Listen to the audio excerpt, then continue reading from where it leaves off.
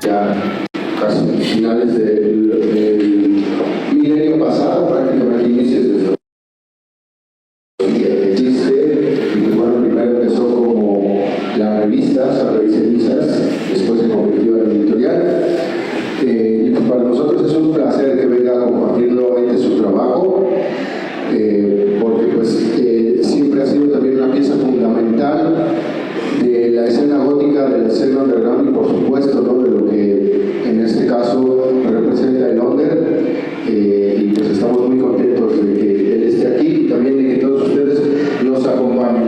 Pues yo le voy a dar la palabra a Cristian para que él pues hable de su más reciente trabajo, Gótico de Tenochtitlan.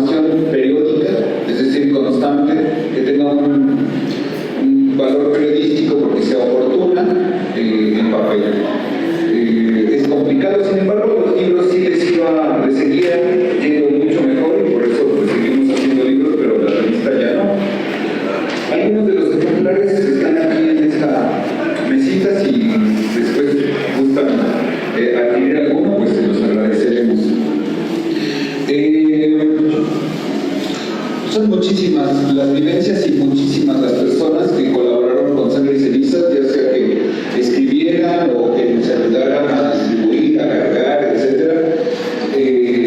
Y la lista es incontable.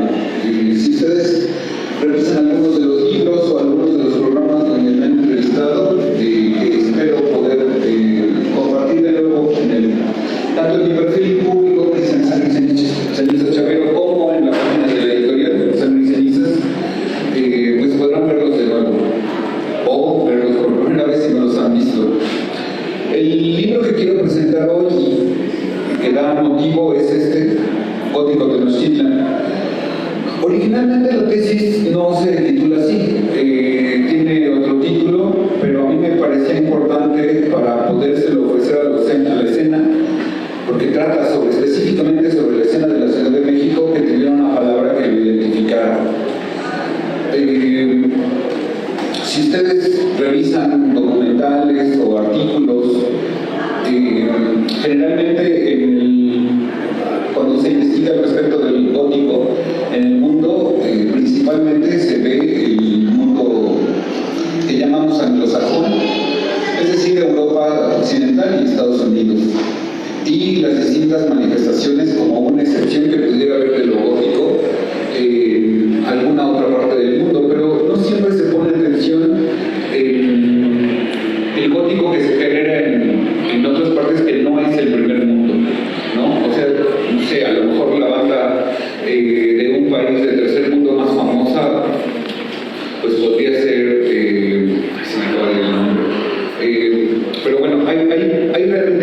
estas bandas que son famosas y que no vienen de Europa Occidental o de Estados Unidos.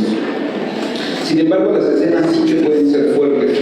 Y una, del que desde mi punto de vista, aunque yo no haya visitado estas otras escenas de otras partes del mundo, pues me parece que sí, México sí es una escena fuerte. Y que de alguna manera, el hecho de que existan documentos da fe de que existe algo más que no sea Berlín, Nueva York, Londres, Los Ángeles.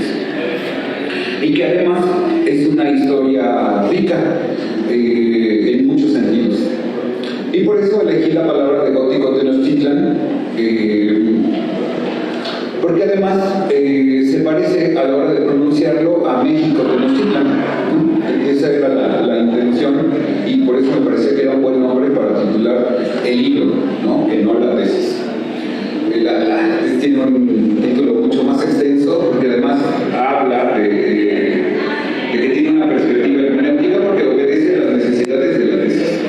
La tesis es de maestría en ciencias de la comunicación y todavía no me titulo, estoy ya en los trámites afortunadamente, ya fue aprobado el texto, entonces solo son trámites. Ya toda la revisión que me hicieron los sinodales pues ya pasó, y que sí fue bastante extensa.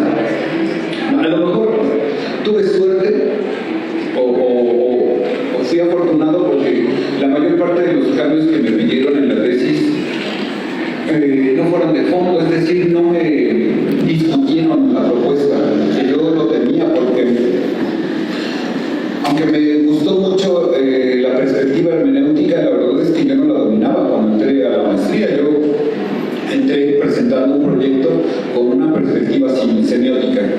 ¿Cuál es la diferencia? Aunque se parecen mucho la semiótica y la hermenéutica, la semiótica es la investigación de los signos y la hermenéutica es el área de la filosofía que se encarga de la interpretación de los hechos.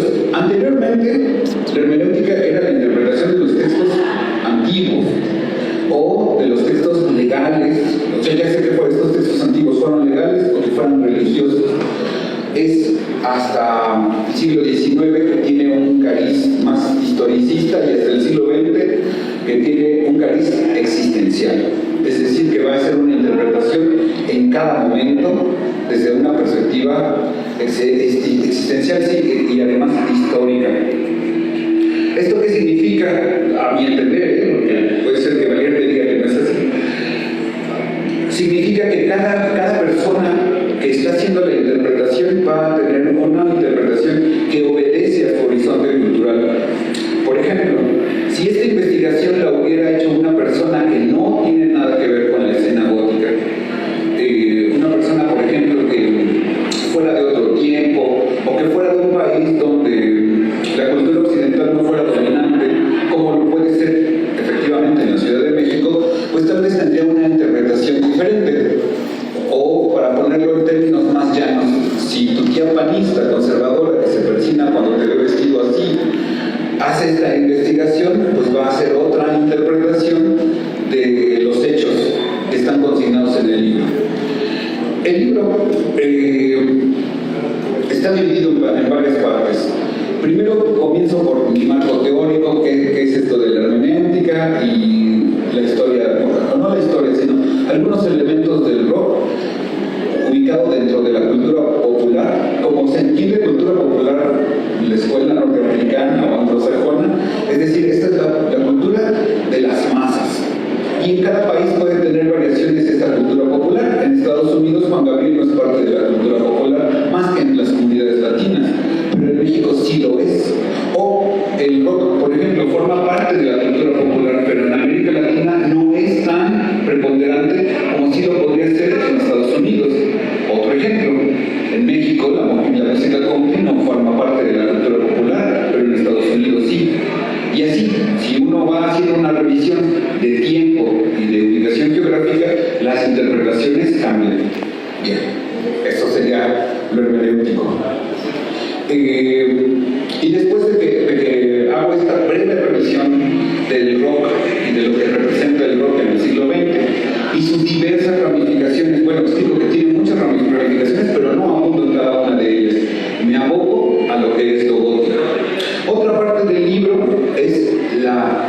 definición, la partición de lo que ha significado gótico a lo largo de la historia. Cuando yo intentaba liberar mis dudas en el CCH y me metí en la biblioteca y buscaba gótico, pues encontraba unas definiciones sumamente escuetas y que hoy, ya viendo en perspectiva, no me parecen tan acertadas, y además solo lo encontraba en un par de libros y así, o sea, ni siquiera un párrafo, una línea. Y entonces venía una confusión. Cuando hablo de lo gótico estoy hablando de iglesias medievales, o cuando estoy hablando de lo gótico estoy hablando de relatos como Frankenstein o El Castillo de Otranto. Cuando hablo de lo gótico me estoy refiriendo a las tribus godas, o estoy hablando de estos chavos que se visten como yo. Y la verdad es que la información que yo hallaba no me lo libraba, no me lo explicaba. Cuando entré a la universidad, a la carrera de Ciencias de la Comunicación, me encontré con una maestra que me decía: no, ustedes no saben nada de lo gótico. Ustedes se visten de negro porque están pensando en Ciudad Gótica influidos por Batman. Pero ustedes no entienden que lo gótico es luminoso. Y yo, que ya más o menos a partir de estar buscando información al respecto, estoy hablando de principios de los 2000, yo entré a la universidad en el 2001, internet no era la realidad que esto, o sea, que existiera no significaba que uno pudiera buscar información en esos años. Y además mucha de la información que se podía encontrar en esos años en internet, uno, no estaba en español, y dos, era sumamente escueta. No es el fenómeno de realidad que es hoy.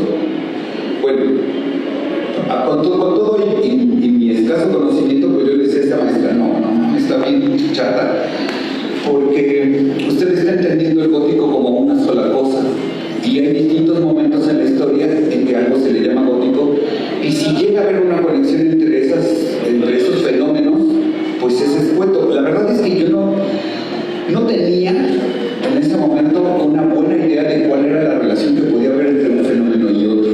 Es decir, cómo se relacionan los godos, estas tribus germánicas, una de las muchísimas tribus germánicas que se enfrentan a Roma. ¿Cómo es que esto se relaciona con el arte gótico medieval?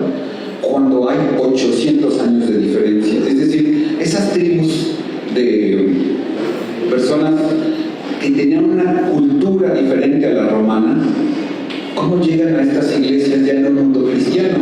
Es una realidad tan diferente como la que pudieron haber tenido los teotihuacanos y gente del virreinato. Total, abismal, abrumadora, ¿no?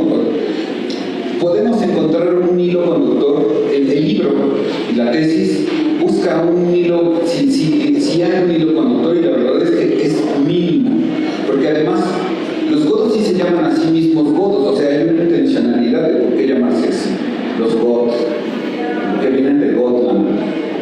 Y al arte gótico medieval se le pone así por casualidad un renacentista que se llama Giorgio Vasari. A la hora de intentar hacer historia del arte de su tiempo, le llama a este arte, y además en conjunto, todo el arte medieval, o toda la arquitectura medieval, le llama gótica o tudesca, porque así es como en Italia en esos momentos le llamaban a lo germánico.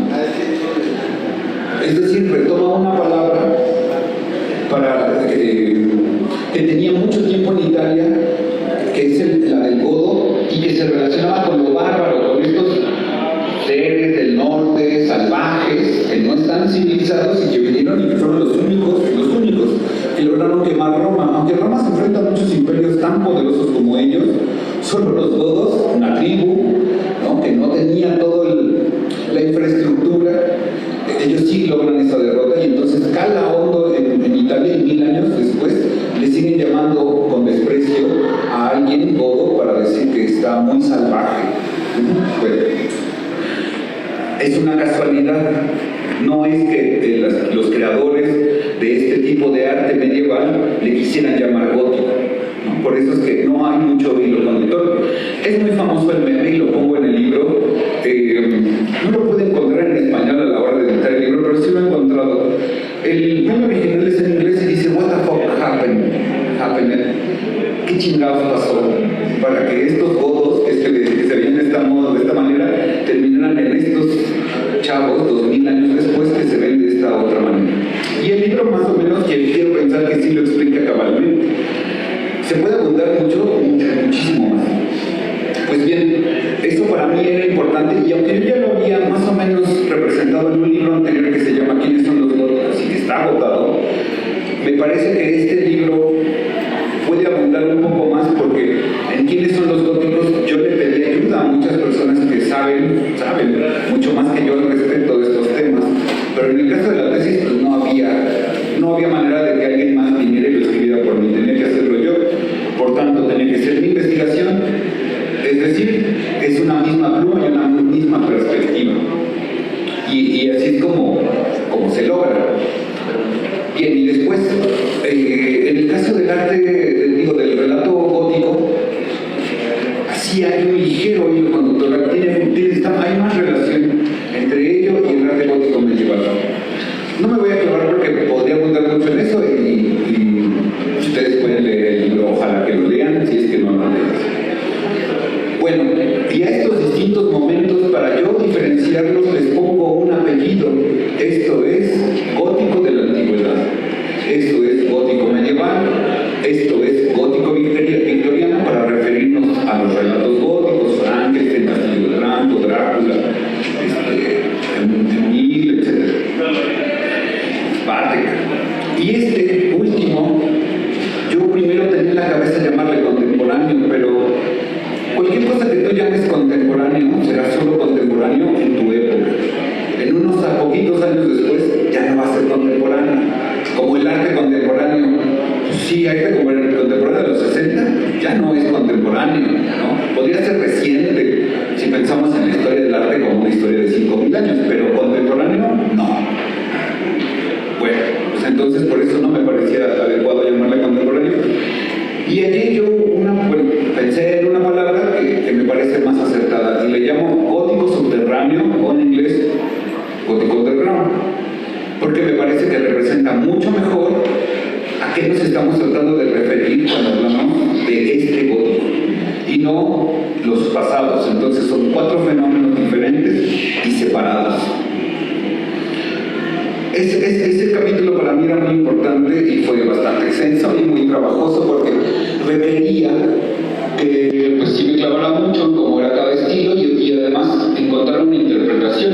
No soy historiador del arte, no podía yo mismo hacer la interpretación, tenía que encontrar autores que hubieran hecho esa interpretación, y afortunadamente con más herramientas, con más experiencia en la investigación, que quiero pensar que lo logré. Pongo un ejemplo. Cuando yo estaba terminando la licenciatura, yo quería hacer de esto mi tesis de licenciatura, y me di cuenta que no podía, que estaba muy extenso para mí, que yo no tenía varios conocimientos, tanto teóricos como metodológicos, para poder hacer algo así. Pero el ejemplo que pongo es, yo necesitaba leer Los Germanos de Tucídides, y estamos hablando de 2005. En ese momento, como les decía, Internet no era la herramienta que es hoy, y solo encontré un ejemplar de Los Germanos de Tucídides en el Instituto de Investigaciones Históricas de la UNAM, y para poder verlo yo tenía que llevar una carta firmada de mi tutor en el que él o ella dieran fe de por qué quería ver ese texto. Me lo iban a prestar media hora, no podía fotocopiarlo, solo leerlo, transcribirlo, y tenía que estar en una sala especial donde una persona estuviera todo el tiempo viéndome, que yo no lo maltratara ni que me lo robara, etc. Pues obviamente dije gracias, y luego lo veo. Y ahora cuando hice la maestría, pues me bajé 5 versiones distintas de Los Germanos de Tucídides. Algunas estaban comentadas, otras no, otras tenían otras explicaciones, etc.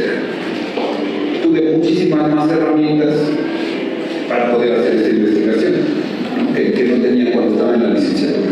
Bueno, ahora avanzo. Hay un tema que me parece importante y voy a abordarlo desde aquí. Yo en algún momento me discutí conmigo mismo. ¿Es un fenómeno que pertenece a la contracultura o pertenece al underground? parecen mucho los dos conceptos, no son iguales. Desde hace tiempo, yo personalmente ya no me sentía tan cómodo con el concepto de contracultura, porque me parecía que necesariamente estaba llevando la contra y que a veces no era lo que necesitaba uno. Quien me lo explica mejor es un autor que se llama Racionero, que se apellida Racionero, y él lo explica muy bien, ¿no?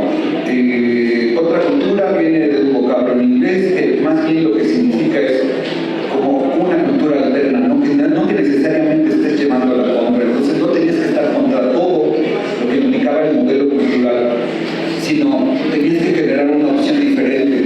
Pero aún así, él, en su libro de Filosofía del Underground, propone que es mejor utilizar la palabra underground, y me parece que autores como Racionero, como Filosofía del Underground, tienen una influencia grande en el pensamiento del subterráneo de distintas identidades. Es decir, a lo mejor principalmente en el punk, pero también en el gótico y también en el ska o alguna otra. La verdad es que no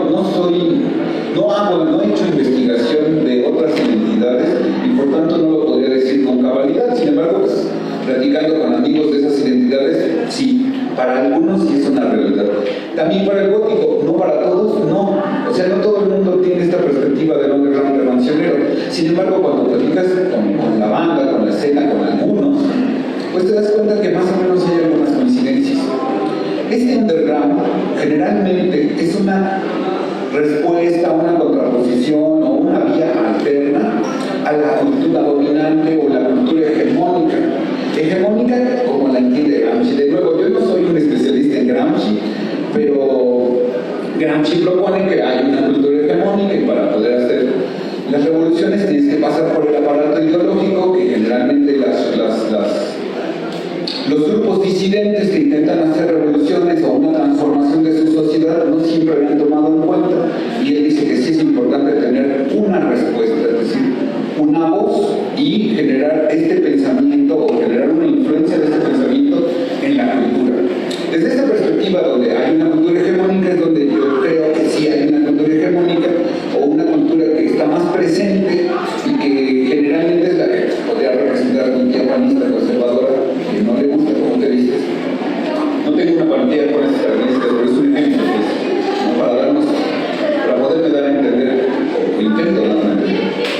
Bueno, estas discusiones de conceptos las dilucido en el libro, y también otro que está difícil y que a lo mejor este sería el foro correcto para platicar de él o para comentarlo más. ¿Qué es gótico? Hablando del gótico subterráneo, y qué es dark, y dónde están esas diferencias.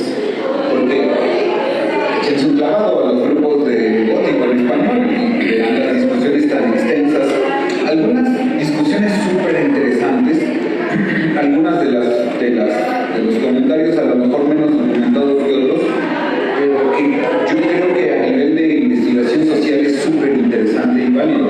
Yo no me clavé en esta investigación en hacer análisis del discurso de esas discusiones, porque cada vez el proyecto se volvía más amplio. Me concreté a solo algunas charlas y algunas lecturas específicamente de investigadores de la cultura juvenil, como Carles Feixa, como Valenzuela, como Maritza Orteaga, y algunos investigadores que son fruto de la escena, como María Monterroso, como José de Hueco, como Tania Arce, como Ulises Chiprés, y algunos escritores como Daniel Draco, Carlos Camaleón. Y lo que hago en el libro es una discusión, se los pongo a dialogar sus voces en estos distintos libros, y pues yo doy mi opinión también, lo que concluyo a partir de esa lectura. Y eso a mí me parece muy interesante. Lo que comento en el libro es que a veces esa discusión puede ser realmente complicada porque uno no siempre tiene los conocimientos técnicos de música para poder hacer esta diferenciación, y los músicos no siempre se ponen de acuerdo. O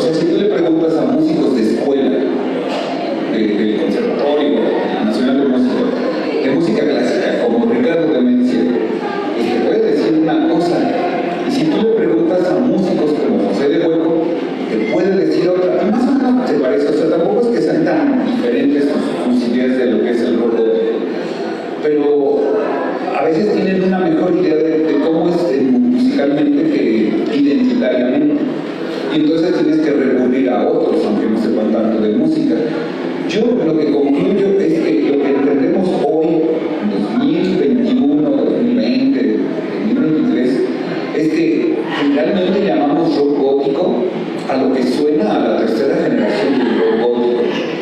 Es decir, Sisters of Mercy, The Way, Gordos de Lichty.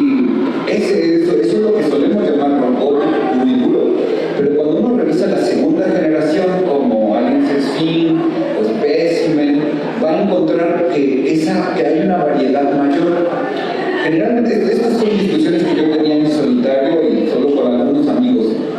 Ya con unas caguamas, escuchando la música, discutíamos, ¿no? A ver, ¿a ti te parece esta rola Chameleons, Intred? ¿Por qué tú dirías que sí es rock gótico y por qué dirías que no es rock gótico? Lo que yo pongo en el libro es, pues en algunas bandas depende de su disco, como el caso clásico de The Cure. Ustedes hacen una revisión de la relación en internet de The Cure y el rock gótico y unos van a decir, no, solo el pornógrafo. Y otros van a decir, no, los primeros 3 discos. Claro, si tú estás pensando en una perspectiva más amplia, pues sí, podría caber, para otros no. Y también creo que en algunos casos tendrías que ver canción por canción. Efectivamente, hay algunas bandas, no sé, a mí se me ocurre, viene ahorita a la cabeza, como Maldoror, de aquí de México. Y dices, no, Maldoror no tuvo una canción que yo no ubique dentro del rock gótico. Aunque no todas las canciones me suenan a la tercera generación, me pueden sonar a la segunda, a mí me parece que todo suena a rock gótico. Y tú puedes escuchar una banda como Valeria, que además, aunque muere más o menos en las mismas fechas que Maldoror, revive, ¿no? Lalo Valeria la revive, hay este libro también, si quieren tener el libro, aquí lo tenemos. Y lo que hace Valeria ahora, algunas de sus canciones, tú puedes decir, eso no es rock gótico, ¿no? A lo mejor le llamas al güey, hoy en día, Ricardo Patricia, que va a estar más al rato, va a oír música, pues comentábamos, hoy le decimos dar güey a ciertas bandas, ¿no? Levan Hanover o lo que ustedes me digan ahorita, ¿no? Que suena de los 2000 para acá. Pero si tú comparas a lo que antes le llamaban dar güey como Chameleons, dices, chinga, no, pues Chameleons se parece mucho más al rock gótico. Entonces, ¿es rock gótico o no? No lo sé.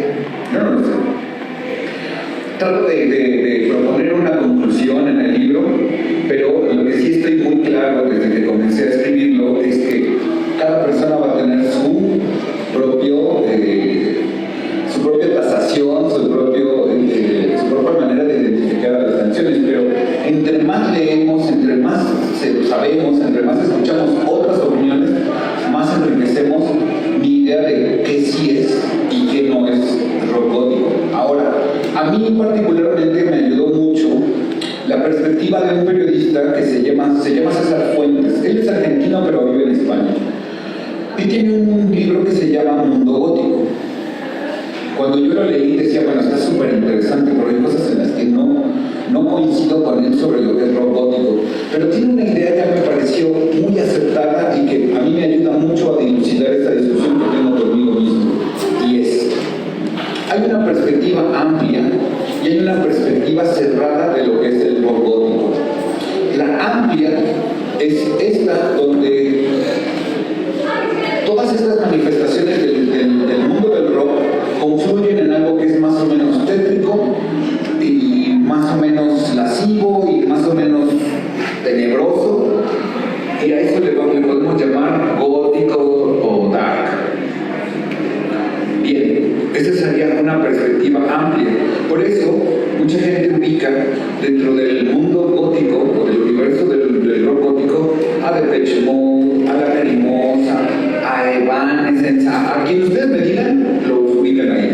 Hasta hay memes, ¿no? De que el gótico mexicano tiene una deuda con José Alfredo Jiménez, etc. Sí, claro, temáticamente, musicalmente, pues no. Y temáticamente en algunos aspectos, en otros no.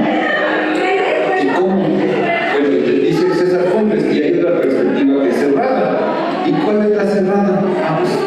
Pues esto es rock gótico, son estas bandas que pretenden hacer rock gótico, y aquí me paso en otro historiador del rock que se apellida Trejo, y él dice: las bandas de rock gótico se visten como góticos, dicen que son bandas de rock gótico, suelen tocar en lugares donde se juntan personas del rock gótico, y la banda, sus escuchas, le llaman rock gótico.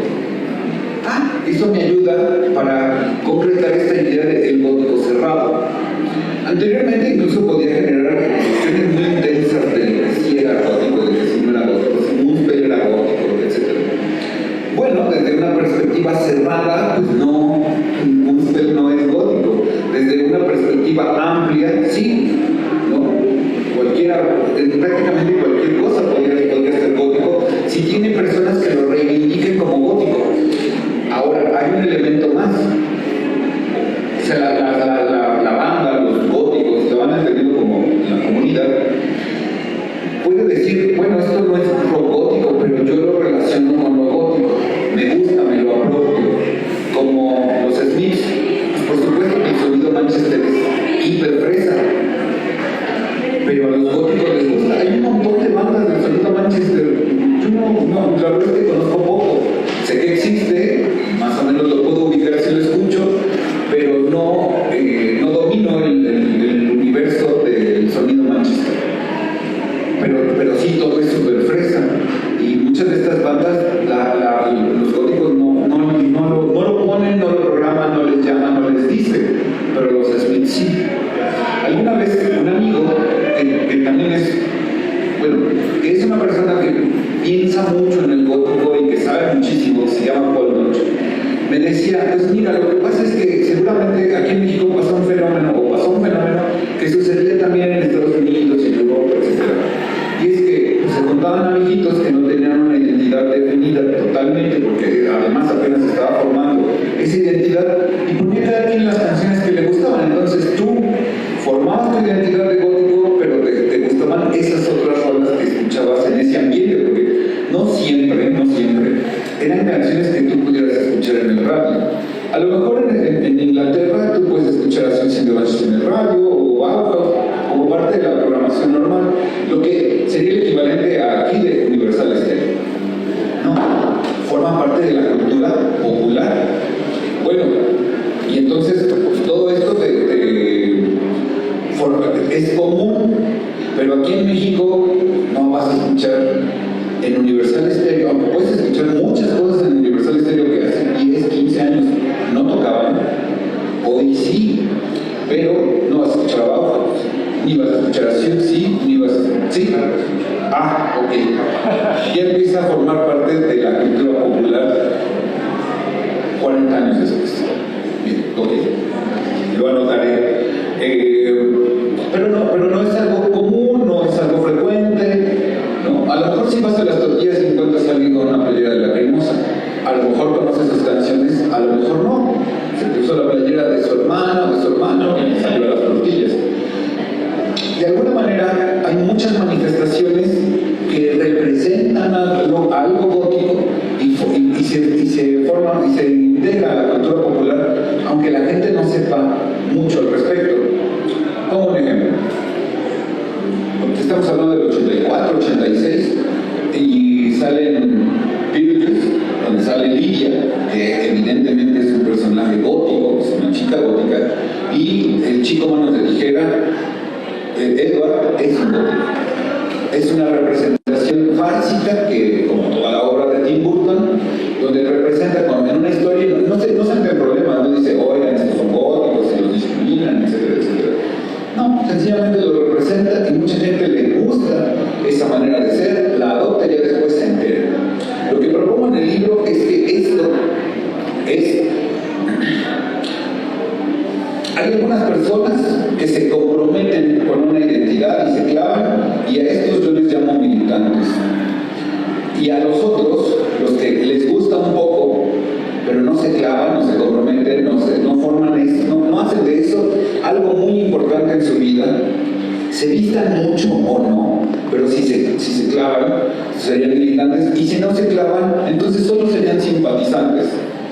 Hace varios años, cuando visitaba en Londres, cuando estaba en Monterrey, yo tengo la impresión, no he hecho una investigación para corroborarlo, Pero yo me doy cuenta que los viernes solían ir más personas que no tenían una relación directa con la escena, y los sábados más personas. Había más personas que estuvieran más relacionadas con la escena o con el underground.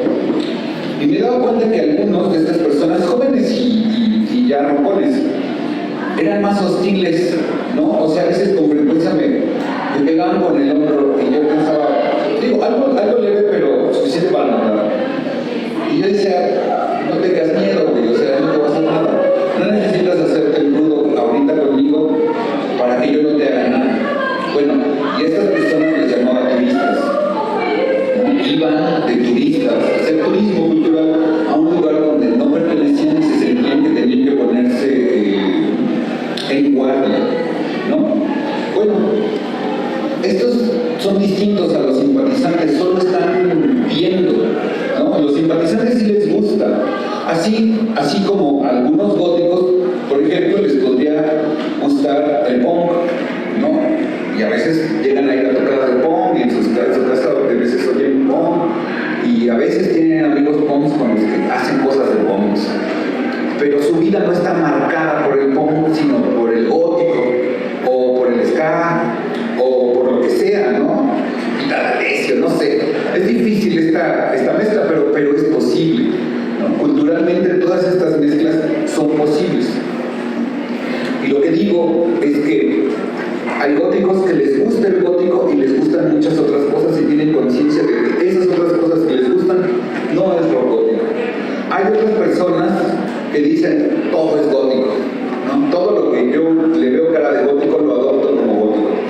Y hay otras personas que no tienen ni idea y consumen de todo, pero no es que esté mal, sino no lo problematizan, punto, ¿no? Para ellos no tienen que formar parte de su identidad ser o no ser gótico, ¿no? Para ellos no es un dilema, para ellos no es algo profundo y complicado, para otros sí. Tengo un ejemplo al respecto de esto de lo amplio y lo cerrado. Aunque el grupo GOT de Facebook es un grupo muy amplio, muy amplio, creo que ya son 300,000.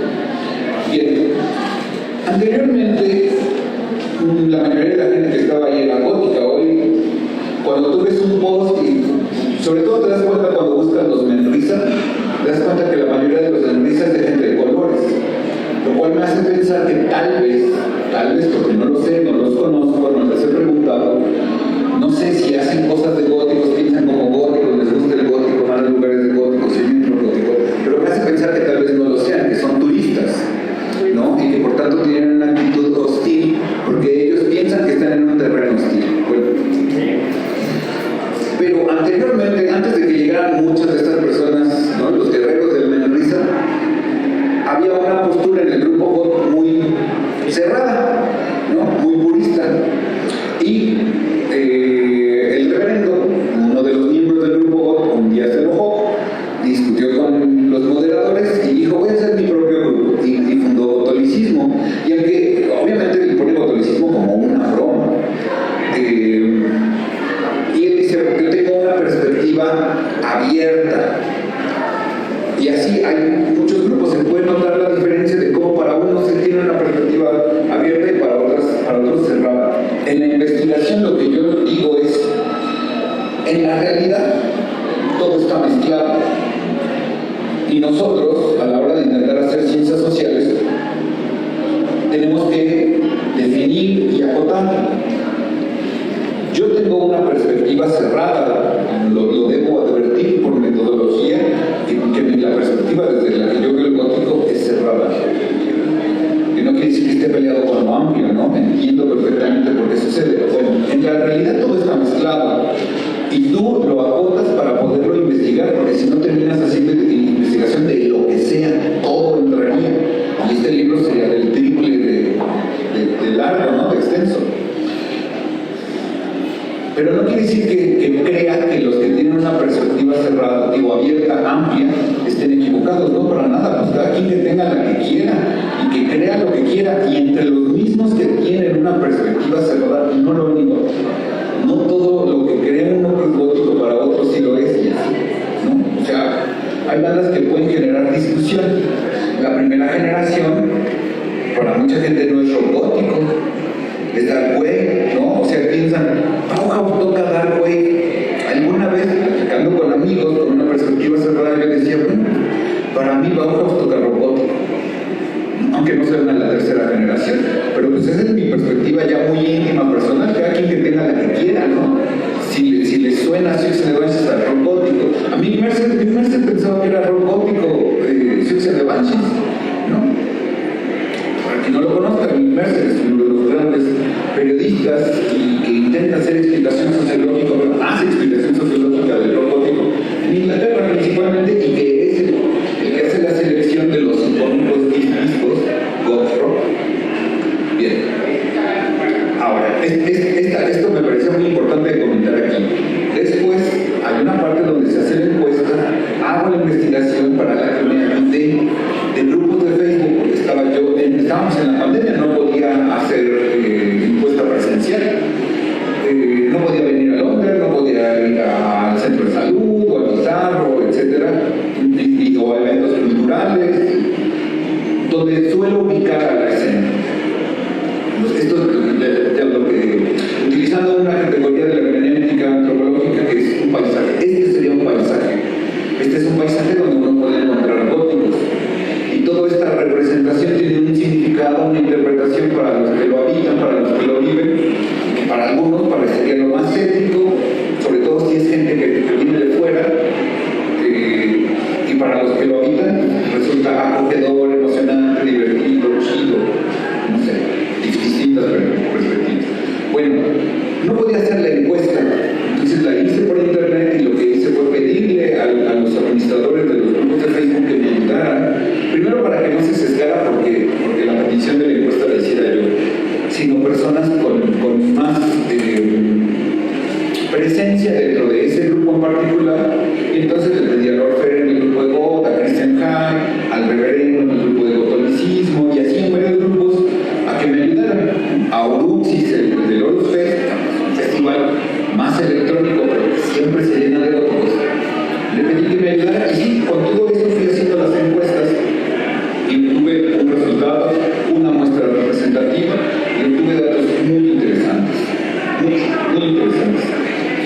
Y la última parte, lo que concluye la investigación, es una perspectiva antropológica y cualitativa, es decir, no puedo cuantificarlo, sino solo cualificar. Y yo contrasto ciertos conceptos de algunos antropólogos, con estos hago un cuestionario y le pregunté a varias personas. Yo tenía la idea de entrevistar a 10 personas y no pude, no me dio tiempo, no fue posible, solo pude entrevistar a 5. Obviamente, entre más personas tú entrevistas, no funciona igual que con la encuesta, no es posible, no es operable entrevistar a 100 personas. Pero si en vez de 4 solo pude entrevistar a 4, si en vez de 4 hubiera entrevistado a 10, hubiera sido muchísimo más trabajo, pero hubiera sido mucho más enriquecedor. Ojalá hubiera tenido tiempo de poder hacer más entrevistas, porque de verdad que la riqueza de las vivencias de las personas, donde uno como otro se puede reflejar, me parece súper interesante y enriquecedor, ¿no? O sea, a lo mejor como investigador social alguien puede decir solo es interesante, pero como gótico es enriquecedor verte reflejado en la otra persona, porque no tengo nada que ver con esta persona, ¿no? No nos conocíamos cuando está hablando de estos momentos. Sus vivencias, aunque no sean iguales, me recuerdan a las mías. No siempre pasa eso, pero puede suceder. Ya ustedes, si leen el libro, pues me lo dirán, ¿no? Eso es de lo que se trata el libro. Es una investigación mixta, porque es cuantitativa y cualitativa, y unos datos me permiten hacer lo siguiente. Generalmente cuando tú ves investigaciones de la escena, son cualitativas, no son cuantitativas, y generalmente se entrevista a personajes muy notorios. Tiene su validez a nivel de ciencias sociales, porque entrevistar a una persona muy notoria hace que tú veas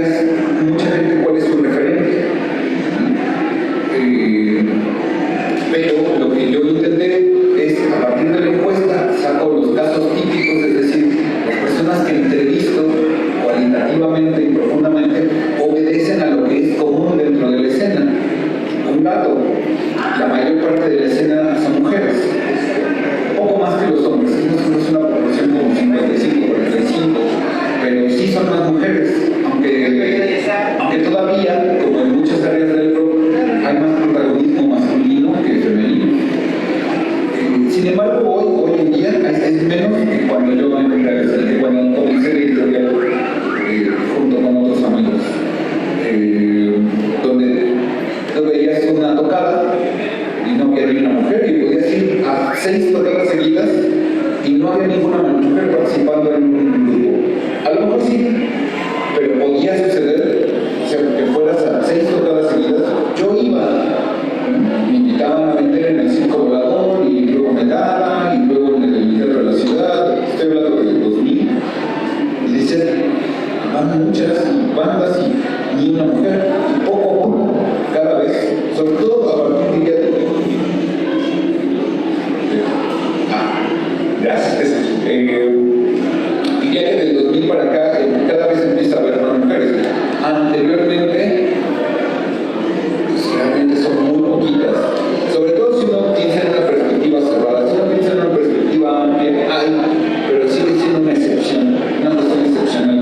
Ahora, el tema de las bandas es algo que estadísticamente siempre participan más hombres que mujeres. Por ejemplo, en las artes escénicas suele haber más mujeres que hombres. En el caso de la escena, sí diría que sí hay paridad. Menciono algo rápido sobre las encuestas.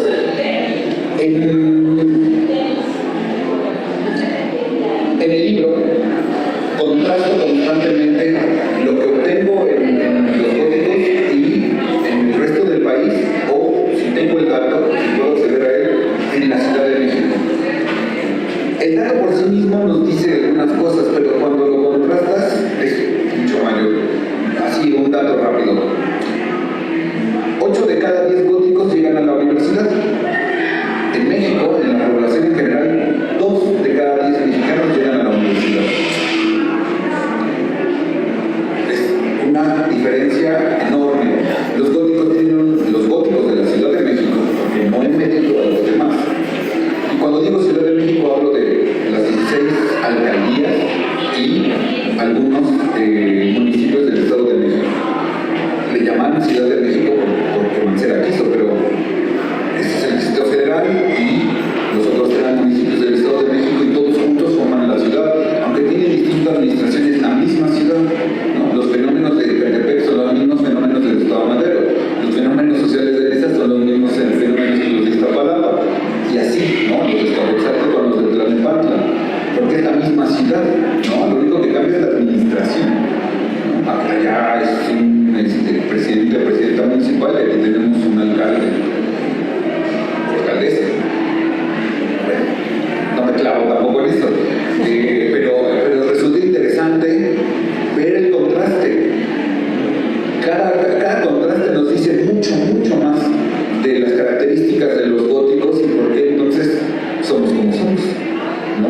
En esta muestra, en esta fotografía que tomo en este momento, creo que más o menos será válida un tiempo, y después habrá que hacer nuevas mediciones, nuevas investigaciones, nuevas entrevistas para seguir teniendo una noción de qué onda con la escena, desde quien la investigue, ¿no? Desde la perspectiva de quien la investigue.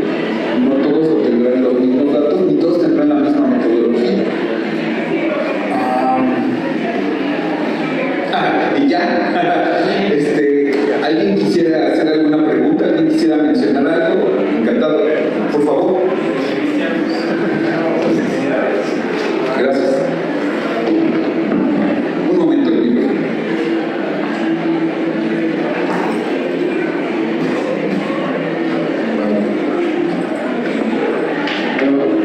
Felicidades por felicidades por tu publicación.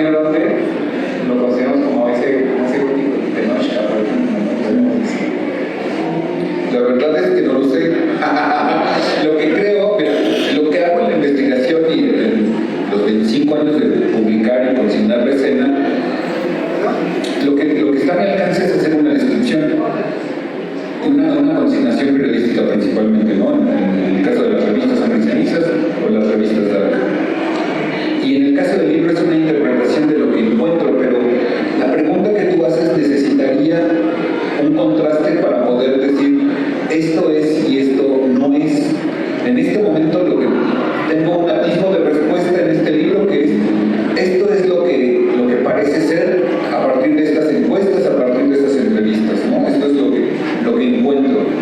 Pero para saber lo que no es, tendría que contrastarlo con otras escenas de otras ciudades del mundo. Te voy a decir un prejuicio o una idea preconcebida que no he corroborado. Por comentarios, al conocer a personas, a gente de la escena de Nueva York, yo tengo la idea de que en otras partes del mundo, no sé en cuántas, tal vez en Nueva York y en algunas más, tal vez solo ahí, la facha, la imagen, sea muy importante. La escena forma una microsociedad y tiene sus estructuras, sus personas que en algún momento ocupan como, por decir, la clase alta. ¿Y cuál es lo que podría parecer, digo que parece, no que lo sea, la clase alta? La gente que tiene autoridad principalmente son músicos, pero también pueden ser DJs o productores de bandas, etc. Yo sospecho por lo que he podido platicar con editores de revistas de España, por lo que he platicado con algunos darkies de Estados Unidos, de Canadá o de Holanda, es que, uno, la escena mexicana, o con mexicanos como Macarena Muñoz, que visitaron otras escenas y que luego regresaron, la escena mexicana entendió en finales de los 80 que el gótico debía ser muy culto. Hablo del no el gótico como personaje, sino los góticos debía ser algo como de gente muy culta. Y en otras partes del mundo no lo tienen tan claro. Pueden serlo, pero no les parece que forme parte necesariamente de lo gótico. Para nosotros aquí en la Ciudad de México sí, y le solemos dar valor a eso. Y ahí en esa diferencia podríamos encontrar una característica, pero es el contraste el que nos lo demuestra, de otra manera no lo vemos. Otra, platicando con una chica que estaba haciendo investigación aquí en México, y ella era de Holanda, ella me decía, es que los góticos allá también hacen muchas cosas artísticas, pero no se lo presentan a los góticos. O sea, los góticos pintan y lo que hacen es mostrar su pintura en galerías y ya, pero su primer lugar de exposición no es un lugar de escena. Y aquí, por supuesto que hay muchos artistas plásticos de la escena que presentan en galerías, pero al ser góticos sí contemplan que deberían tener un tiempo sus cuadros colgados en tener exposición aquí en el Londres.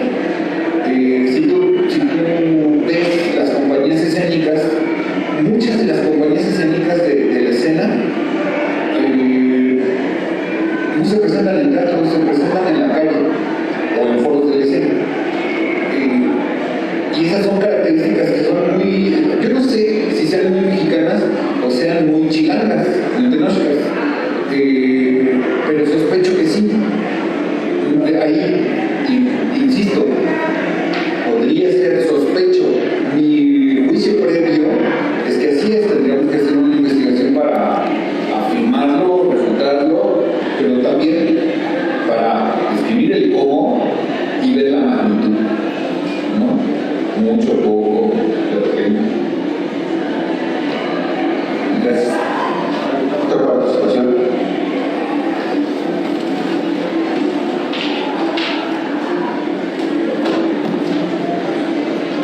Muchas gracias, Cristian, por la presentación. Y bueno, yo tengo una duda. Espero no desviarme tanto del tema del libro, sin embargo, pues vaya durante la presentación. Pues hablas un poquito de historia, cosas por el estilo. Y yo he de decirles que pues, mi primer acercamiento con todo esto fue pues una nota que cada quien, justo desde su perspectiva, había esta cerrada juzgada, ¿no? Pero fue Christian Hedel, ¿no?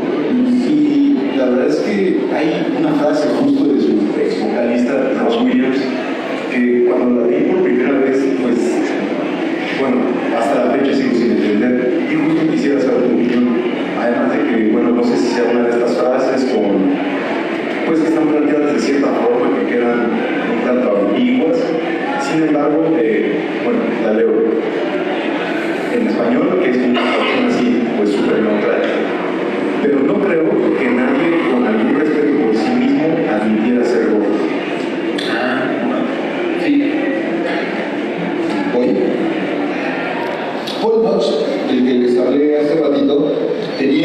fanzine que a mí me inspiró a hacer Sangre y Cenizas, que se llamaba Carmín Papaya.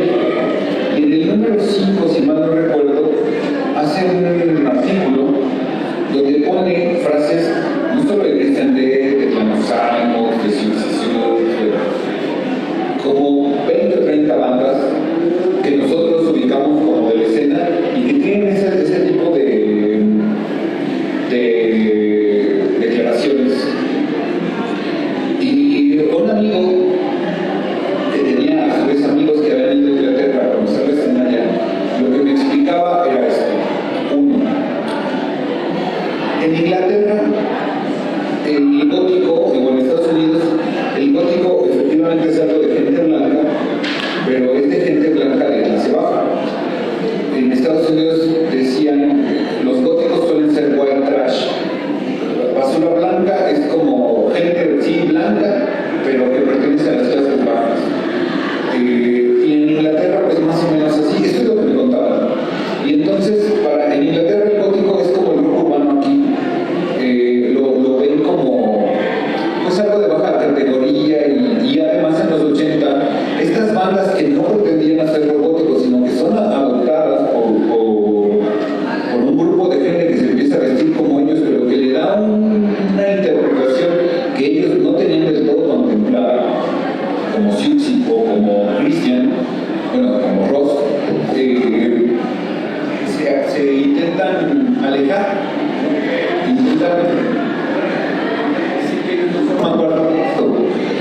porque además ser gótico te alejaba de las listas de popularidad. En el caso de Siouxsie, por ejemplo, que muchos años estuvo hasta arriba en el top, durante muchísimos años